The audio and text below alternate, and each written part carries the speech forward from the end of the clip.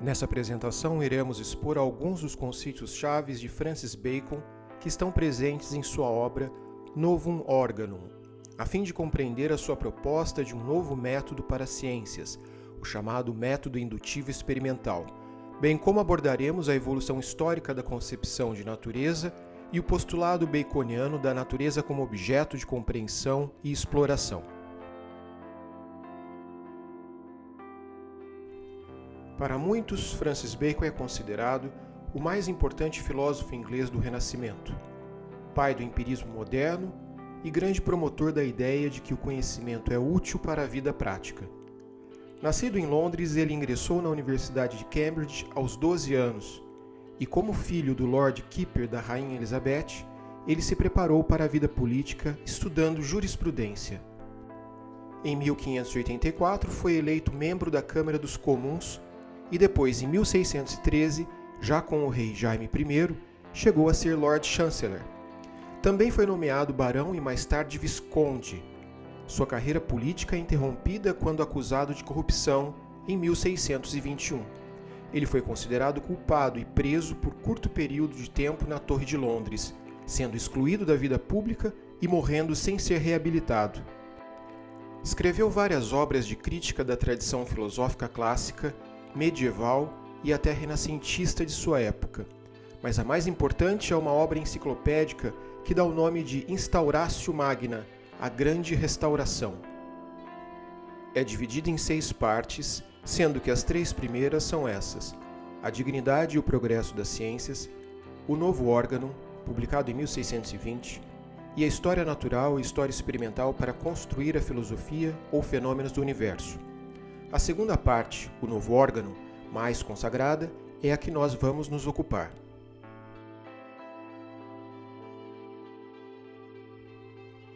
O método baconiano.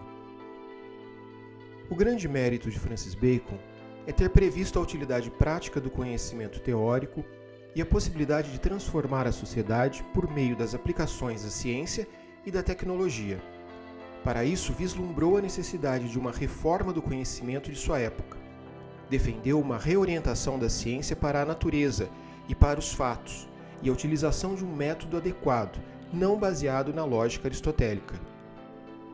Esse novo método é o que ele expõe em seu Novo Organum, obra que tenta ocupar o lugar concedido até então ao Organum de Aristóteles.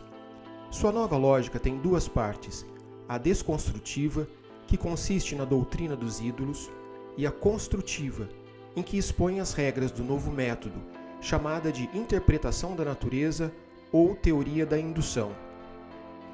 Começando pela doutrina dos ídolos, diz Francis Bacon: ídolos e falsas noções que já ocuparam e enraizaram o entendimento humano cercam as mentes humanas, dificultando o acesso à verdade, a menos que os homens, advertidos contra elas, se defendam tanto quanto possível.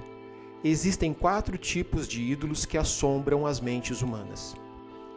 Ou seja, para Francis Bacon, ídolos são preconceitos ou erros que dificultam ou impossibilitam um conhecimento autêntico da natureza, e para ele, a eliminação dessas fontes de erro deve anteceder a uma fundamentação adequada do conhecimento. Bacon considera 4 tipos de ídolos. Eles emanam da natureza humana, que são os ídolos da tribo, da natureza do indivíduo, ídolos da caverna, da comunicação entre os humanos, ídolos do fórum, e da servidão excessiva às teorias tradicionais, ídolos do teatro. Tribos ídola ou ídolos da tribo são tendências naturais em cada indivíduo. Nos faz confundir a realidade com o desejo e nos enganam pelos sentidos. Os ídolos da tribo são os erros em que a mente se submete por causa de sua própria natureza, propensa seja a tirar conclusões precipitadas para encontrar regularidades onde não existem, seja para confundir ideias com dados. Ele diz: é falso afirmar que o sentido humano é a medida das coisas. Muito pelo contrário, todas as percepções, tanto as dos sentidos como as da mente, são por analogia humana e não por analogia com o universo.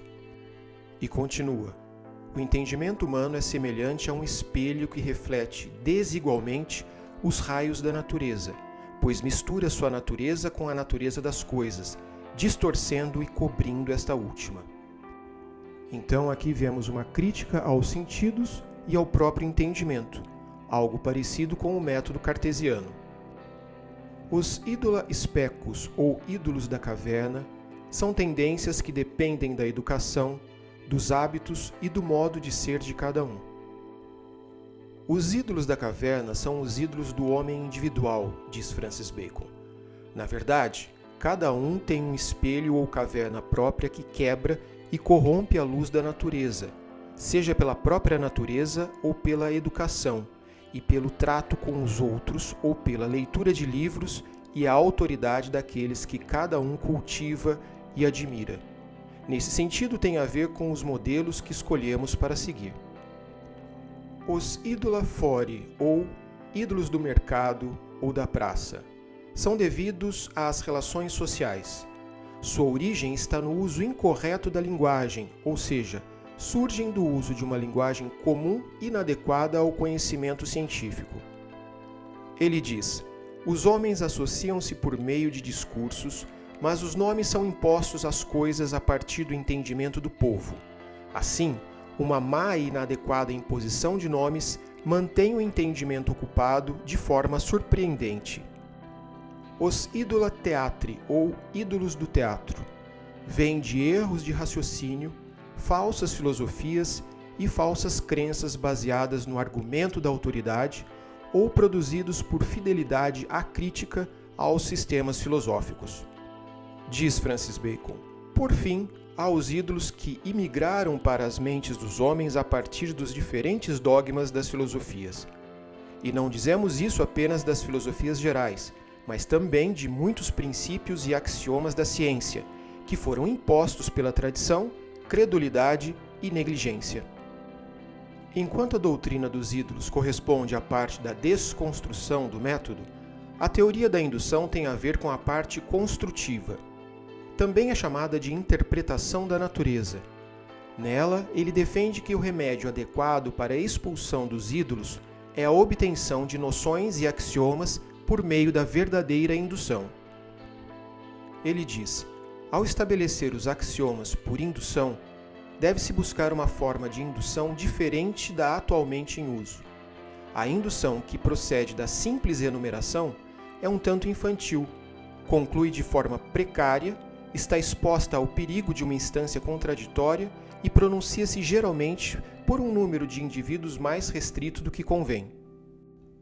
Então, a noção de indução para Bacon, como sendo a base do seu novo método científico de interpretação da natureza, é contra toda a metodologia científica tradicional, baseada nas ideias de Aristóteles sobre a indução, considerada por ele como uma simples enumeração. E ele continua: no entanto, a útil indução à descoberta e demonstração das ciências e das artes deve separar a natureza por meio das devidas rejeições e exclusões, e finalmente concluir afirmativamente após tantas e quantas negações forem necessárias. Aqui é importante destacar que, se Aristóteles defende uma indução pela simples enumeração, já Bacon introduz a ideia de uma indução progressiva e cuidadosa, que consiste propriamente em seu método científico. Método científico que deve seguir certas etapas. Ele diz que é um trajeto de uma ascensão indutiva em direção à forma ou causa do fenômeno.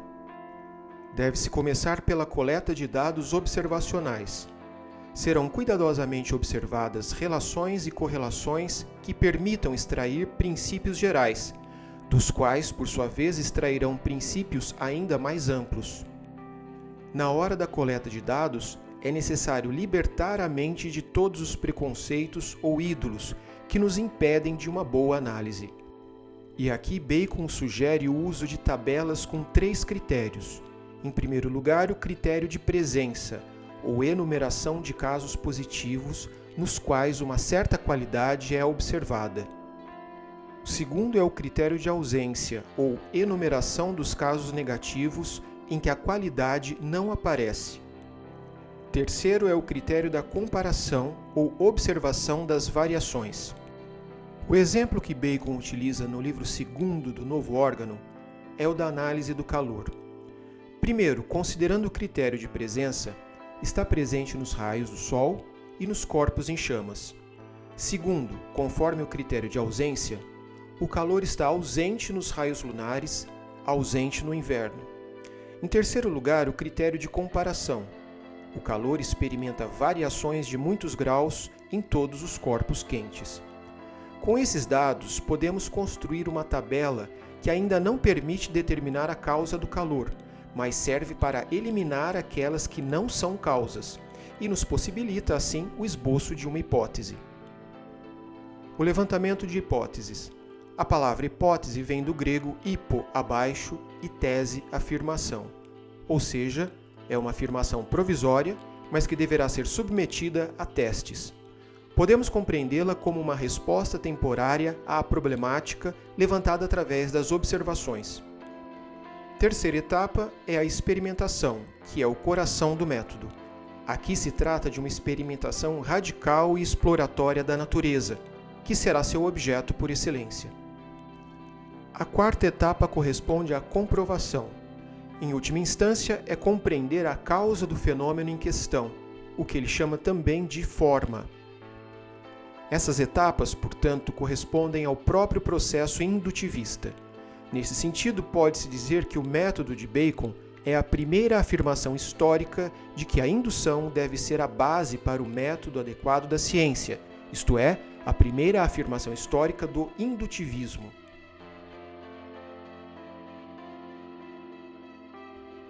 A nova concepção de natureza.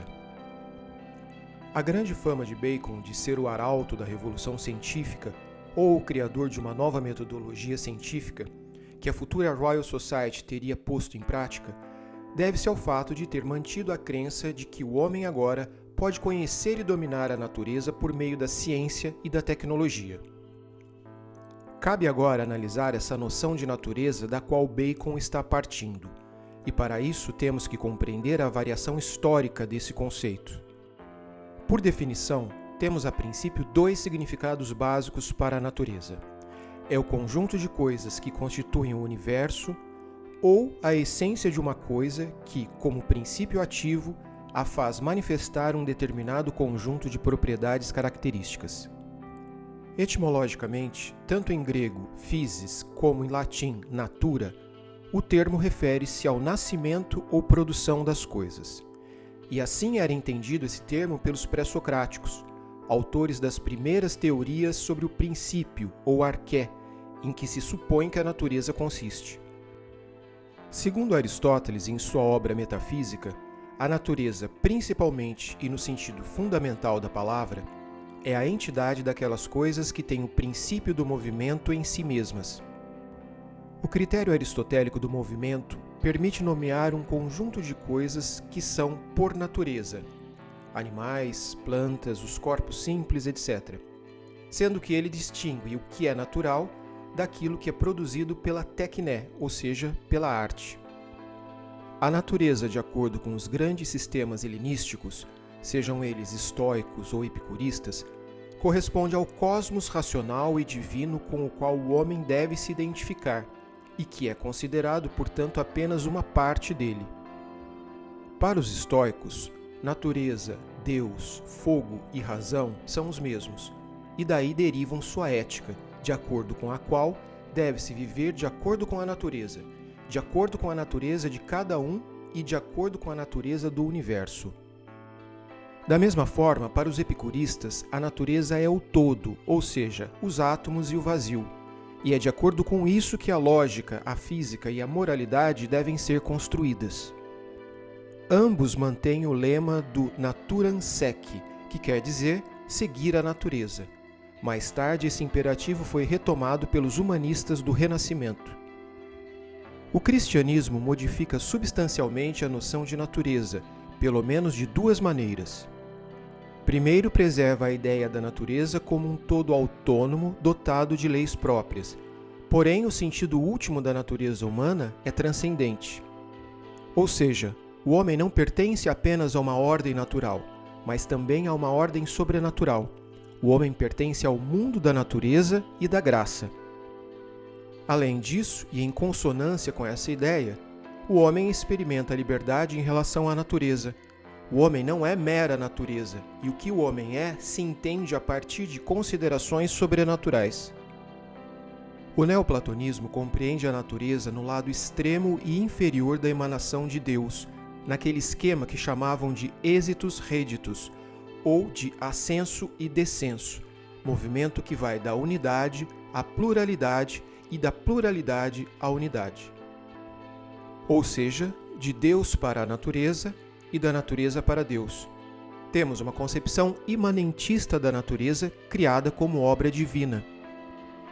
João Scoto Erigena, no século IX, propõe uma distinção entre natura naturata e natura naturans, na sua obra Periphyseon.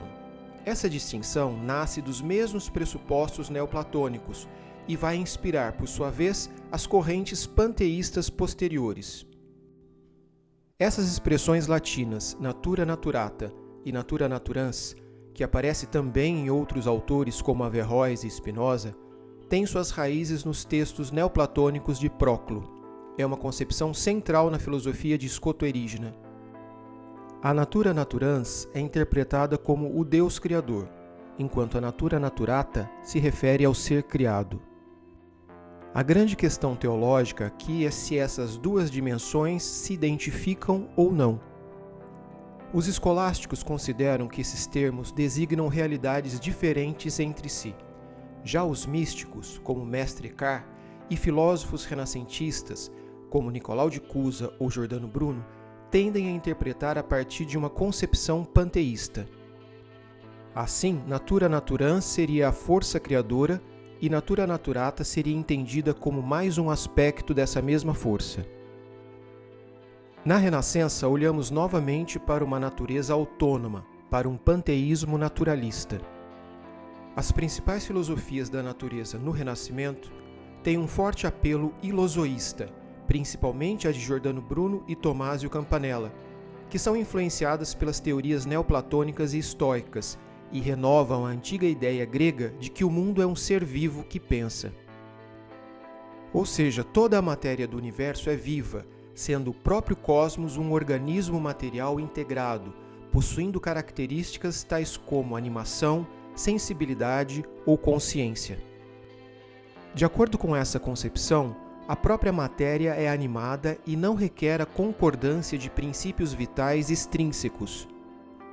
Na verdade, a gente pode perceber essa postura ilozoísta desde Tales de Mileto, quando ele afirma que tudo está cheio de deuses, onde o termo Deus deve certamente ser entendido no sentido de energia, vitalidade, já que para ele a vida era a propriedade básica da physis. O que os renascentistas fazem agora é uma conjugação com aspectos da magia hermética. Somente com o advento da ciência moderna nos séculos XVI e XVII, a velha noção de natureza criada foi substituída pela de natureza mecânica, cujo funcionamento o homem conhece por meio de suas ideias, mas que em última análise ele considera ordenadas ou planejadas pelas mãos de Deus.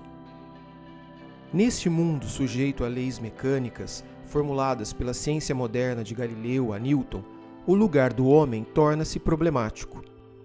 Para Descartes, a natureza é extensão, mas o homem é pensamento e só seu corpo pode ser explicado como máquina.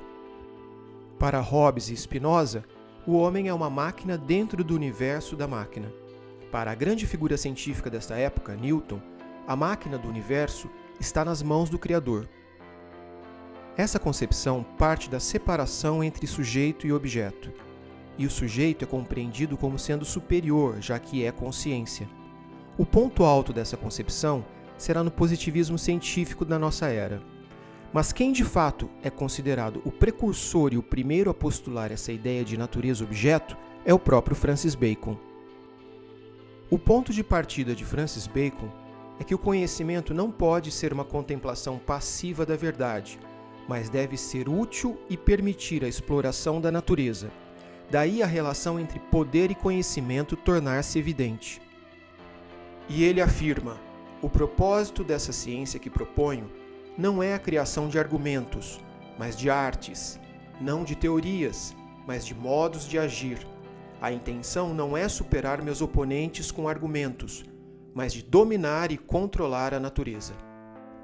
A ideia de dominar e controlar a natureza é que é o ponto central aqui. É o início histórico da concepção de natureza como objeto. Para Bacon, o homem precisa inevitavelmente da natureza e devemos aprender a saber como ela funciona para que nos revele seus segredos.